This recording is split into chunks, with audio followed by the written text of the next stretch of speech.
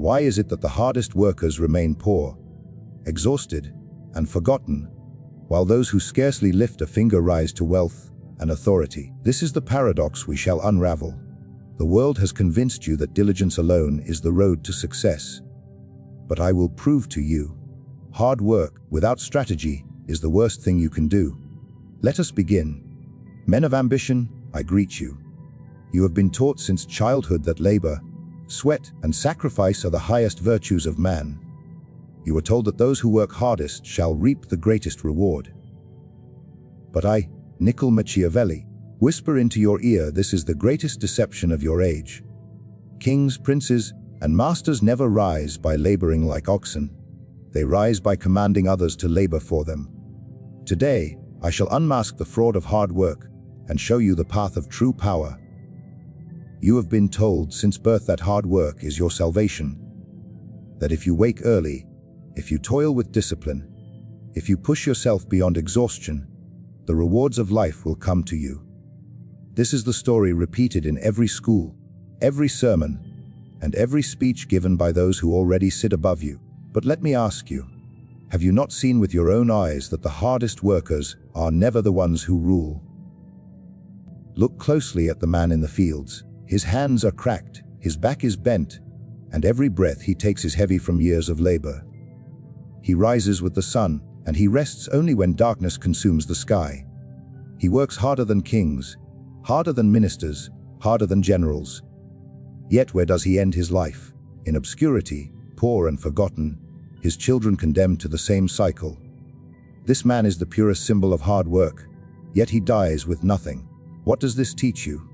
That hard work is not the path of power, but the trap set by those in power. I tell you, rulers and princes have always known this truth. They do not sweat in the fields. They do not break their bodies with endless exertion. No, what they do is far more cunning. They convince others that virtue is found in toil. They praise laborers as the backbone of the realm, while secretly ensuring that these same laborers remain too wary to ever question authority. The illusion of hard work is not only false, it is deliberately designed to keep men obedient. For a man too exhausted from endless labor cannot plot, cannot resist, and cannot rise. Now consider the merchant who believes his long hours at the shop will bring him fortune. He counts every coin, he works long into the night, and he believes effort alone will deliver him power. But here lies the cruel deception. While he spends his days in sweat, another man spends his days in thought, in schemes, in quiet maneuverings. And when opportunity appears, it is the schemer, not the worker, who seizes it. The worker has blinded himself with effort, while the schemer has sharpened his eyes with observation. Hard work makes you blind to strategy. Let us look to history. Do you believe that emperors built their empires with their own hands? Did Caesar conquer Rome because he swung a sword harder than his soldiers? No. His soldiers worked, his generals fought, his people labored. Caesar commanded, directed, and deceived.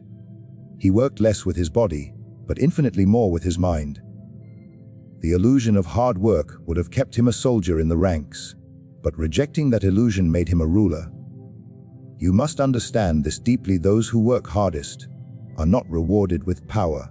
They are rewarded with exhaustion. Meanwhile, those who manipulate the efforts of others rise above them. The farmer works to feed his family, but he also feeds the king. The craftsman builds for survival, but his labor enriches the noble. The servant toils endlessly, but every stroke of effort builds the wealth of the master. Hard work does not free you. It chains you to the ambitions of others. But the greatest cruelty of this illusion is how it deceives you into pride. How many men do you know who boast of their endless toil, who brag about sleepless nights and long hours, as if suffering were a badge of honor? They wear their exhaustion like a crown, not realizing it is the crown of slaves. This is how deeply the illusion has corrupted their minds. They believe their chains are medals. And while they boast of labor, the cunning man smiles in silence, for he knows the workers are building his kingdom for him. Listen carefully. The rulers of every age understood the power of myth. They knew that to control men, one does not need whips and chains alone. One only needs to convince them that toil is noble. Convince them that sweating without reward is a virtue. Convince them that sacrifice without gain is holy. And the people deceived will work harder than any whip could force them. They will police themselves. They will destroy their own energy, and they will hand their lives away willingly. This is the perfection of power, when men enslave themselves, believing they are free. I do not tell you these things to mock the worker, but to awaken you from the dream that labor equals power. You have seen the evidence all around you, but it has been hidden under layers of moral lies. The worker works harder than the prince, yet dies poorer than the beggar. The builder works harder than the ruler, yet remains a subject all his life. The illusion of hard work was created to blind you to the true mechanics of power. Men do not see the world as it is. They see the world as it appears, and here lies the greatest weapon in the hands of rulers: perception. Understand this, and you will no longer waste your strength in endless work. Instead, you will master the art of seeming powerful, without exhausting yourself to become so. For power is not built upon truth, but upon appearances carefully crafted. Imagine a prince who sits upon his throne. To his people, he seems tireless, always busy, always engaged in matters of the state. He attends councils. He hears petitions. He speaks words that echo through the chambers of his court. But here is the hidden truth. Much of this is nothing more than theater. The true weight of labor falls upon his ministers, his scribes, his generals, and his servants. They toil in his name while he preserves his strength. Yet, because men cannot see the private details, they believe him to be the most industrious of all. Perception, not reality, grants him authority. Now, compare this to the common man who works long hours at his trade. He is truly exhausted, his body truly broken, and his labor is real beyond doubt, but no one sees him. His effort, however great, remains invisible. No matter how much he works, he is regarded as ordinary. His reality is forgotten, while the prince's illusion is celebrated. This is the power of perception. It elevates the one who appears to act, and buries the one who truly acts. Understand this clearly: men judge by the eye, not by the truth. They do not care whether you are working hard. They care only that you seem to be in command. A ruler may appear at the marketplace once in a month, walking among his people, speaking a few rehearsed words, and this will be remembered longer than the worker who breaks his back every day of the year. The man of perception understands this law and bends it to his advantage. Let us look to war. A general does not march with his soldiers in every step. He does not carry their burdens or share their daily exhaustion. Yet, when victory is won, who is celebrated? It is the general, whose name is sung across the land. The soldiers did the work, but the general received the glory. Why? Because perception places the crown of honor on the one who seems to command, not the one who sweats in silence. This is why I tell you, appearing to work is often more valuable than working itself. The wise man positions himself where his actions will be seen, remembered, and exaggerated, while the foolish man hides himself in endless labor, hoping that someone will notice his sacrifice. They will not. Men do not reward effort. They reward spectacle. Perception also creates fear, which is far more powerful than respect for hard work. If a ruler seems tireless, if he seems unshakable, if he seems to always know more than others, men will fear opposing him. Even if, in truth, he is weak or wary, the illusion is enough to paralyze his enemies. Hard work may make you stronger, but it is perception that makes you untouchable. Think of the merchant who is clever enough to create the appearance of wealth. He dresses finely, he speaks with confidence, and he allows rumors of his fortune to spread. Even if his gold is modest, others believe him powerful, and they treat him as such. Another merchant, richer in truth but modest in display, will be overlooked. Men trust their eyes more than facts. They serve appearances more than reality. Thus, the one who masters perception gains influence without wasting himself in endless striving. This principle applies to every corner of life. In politics, it is not the one who works hardest to solve the problem who gains credit. but the one who stands before the people and appears as the savior. In courts, it is not the one with truth who wins, but the one who performs truth most convincingly. In battle, it is not the one who fights most fiercely who commands, but the one who seems unbreakable in spirit. In all things, perception outweighs substance. And here is the cruelest irony. Those who work hardest often destroy their own perception. Their exhaustion makes them appear weak. Their sweat makes them appear desperate. Their endless effort lowers their dignity. Meanwhile, the man who lifts his hand only sparingly, but in the right moment, seems calm, powerful, and masterful. The harder you work, the less commanding you seem. The less you work, the more commanding you appear, if you know how to play the stage. Therefore, grasp this truth with both hands. Men live in illusions, and to master them, you must create illusions of your own. Do not bury yourself in toil where no one sees. Stand where you can be seen, act only when it matters most, and let others believe you are tireless, even as you preserve your strength. The appearance of hard work is a weapon. The reality of hard work is a prison. Power does not belong to the man who works the hardest. It belongs to the man who can command the work of others. This is the principle that separates rulers from servants, lords from peasants, and the cunning from the exhausted. To labor endlessly is to build only for yourself, but to command labor is to multiply your reach far beyond the limits of your own strength. And so, I tell you, leverage will always triumph over labor. Picture a mason laying stones from dawn until dusk. His muscles ache, his sweat soaks through his clothes, and every wall he raises is proof of his skill. Yet when the palace is complete, whose name is remembered? Not the mason's. It is the king's name that is engraved in history, the king's glory that resounds through generations. The mason has labored, the king has leveraged. The mason's strength built the palace, but the king's influence made it his. This is the cruel truth of the world. The one who works owns little, the one who commands owns everything. Let us turn our eyes to the merchant. He may toil endlessly at his stall, selling his goods, counting his coins, and guarding every penny.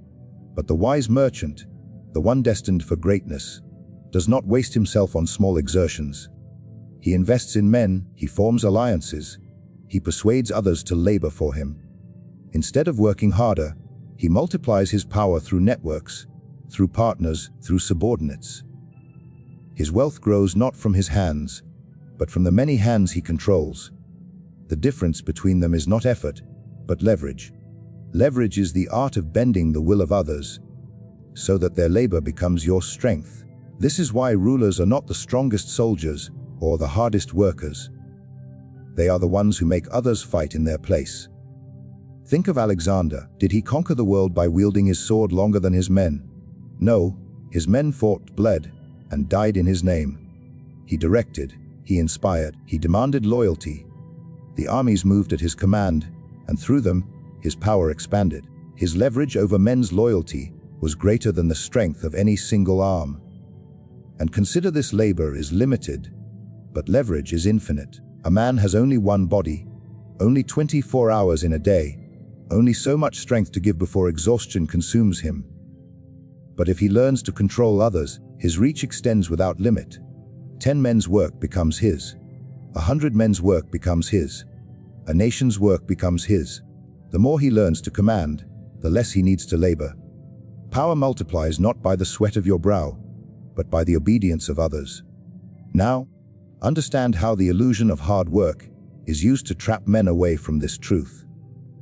They are told that to work harder is to rise higher, but working harder only tightens their chains, for it keeps them focused on their own limited strength. Meanwhile, the cunning man, who understands leverage, rises above them all. He whispers words that inspire loyalty. He makes promises that bind men to his cause. He offers rewards that keep them obedient. And while others work until they collapse, he sits upon the throne that their labor built. Leverage does not only exist in commanding bodies, it also exists in commanding minds.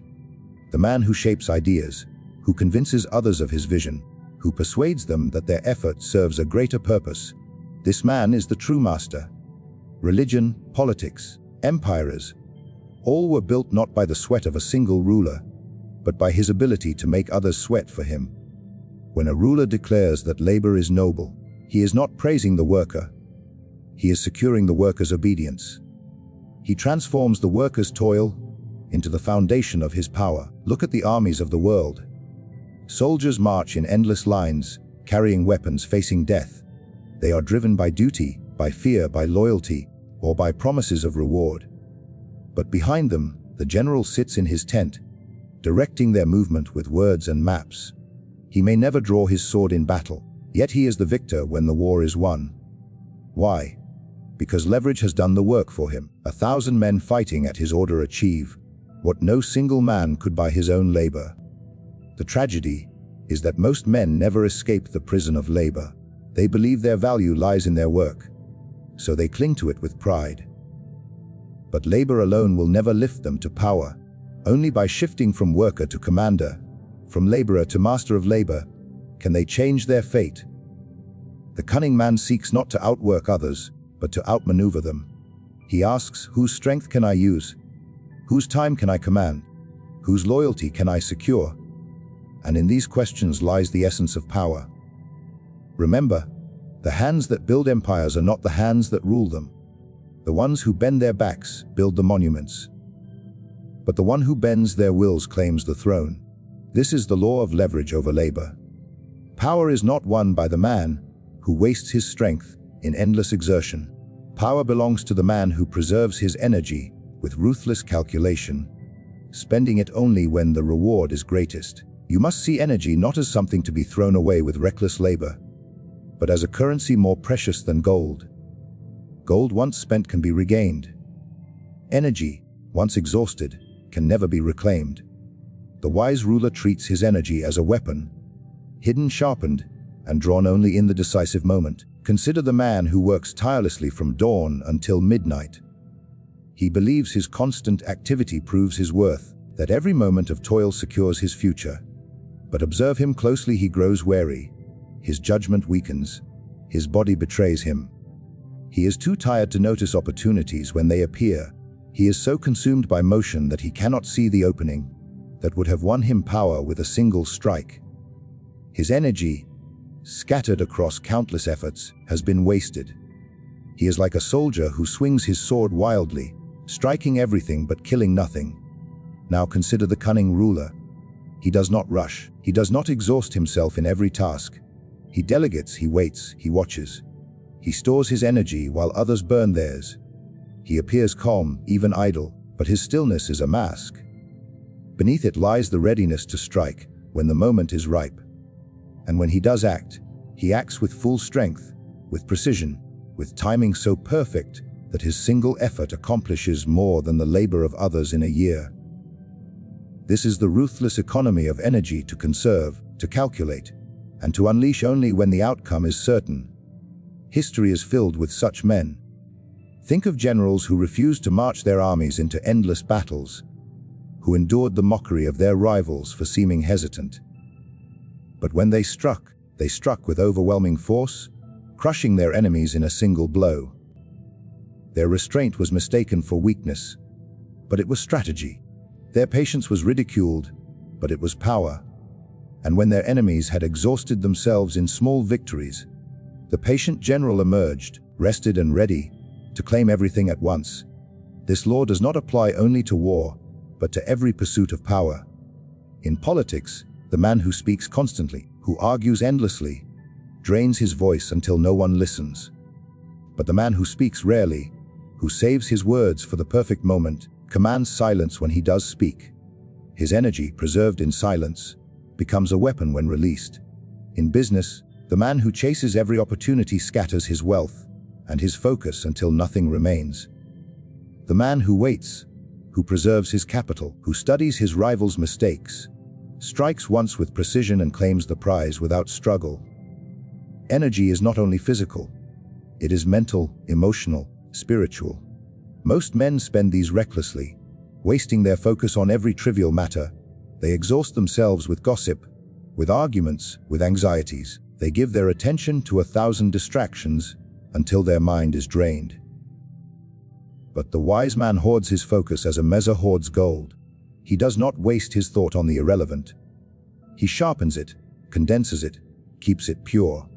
And when he turns it toward his true ambition, it cuts through obstacles like a blade through flesh. To live by the ruthless economy of energy is to understand that strength must never be squandered. Every step, every word, every effort must serve a purpose. Do not labor merely to appear busy. Do not speak merely to be heard. Do not act merely to satisfy impatience. Every motion must be calculated. Every release of strength must be measured. For those who scatter their energy in 1,000 directions achieve nothing, while those who focus it at one decisive point shape the world itself. This is why rulers are feared, while workers are forgotten. Workers spend their energy daily, pouring it into tasks that vanish with the sunset. Rulers save their energy for the single command, the single decree, the single decision that bends the lives of thousands. One act of theirs outweighs a lifetime of another's labor, not because they are stronger, but because they know when to spend their strength. The worker exhausts himself for crumbs, the ruler conserves himself for the banquet. And remember this: the world does not reward exhaustion. No one crowns the man who collapses from effort. Men do not bow to the one who works the hardest. They bow to the one who works the least, yet achieves the most.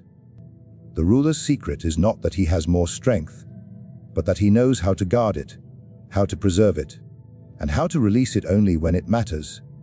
This ruthless economy of energy is the art that separates the powerful from the powerless. And so, you have seen the truth that the world hides behind fables of virtue and toil. Hard work, once praised as the path to greatness, is revealed as a chain that binds men to mediocrity. The worker labors and suffers, yet power slips through his fingers, for it belongs not to the exhausted, but to the cunning. Perception is the tool that magnifies influence, the art of appearing tireless while conserving one's strength. Leverage multiplies power beyond the limits of human effort, bending the labor of others to one's own ambition. And the ruthless economy of energy ensures that every ounce of effort is spent with maximum effect, striking when opportunity demands and leaving weakness behind. The path of power is never paved by sweat alone. It is carved by strategy, cunning, and the careful orchestration of effort, your own and that of others. To rise above, you must abandon the illusions taught to you since youth, reject the tyranny of constant labor, and embrace the principles that rulers of history have wielded with precision. Understand that strength lies not in exhaustion, but in calculation. Authority belongs not to the busiest, but to the masterful. The empire is claimed not by those who toil, but by those who know how to command influence and act at the decisive moment. Remember these lessons, and you will no longer be a servant to your own hands. You will see the world as it truly is, a stage where appearances, influence, and the careful preservation of energy dictate success. Those who understand these truths rise. Those who do not remain bound to their labor, lost in obscurity and forgotten by history. Power, ambition, and legacy are never the rewards of hard work alone. They are the spoils of cunning, leverage, and the ruthless management of one's own strength. In the end, the choice is yours: continue to toil like a slave, or learn to rule like a prince. The world does not favor effort, it favors mastery. It does not reward exhaustion, it rewards wisdom. To conquer life, you must work smarter, act strategically, and remember always that the greatest power lies not in labor, but in the mind that directs it, the influence that multiplies it, and the patience that unleashes it at the perfect moment.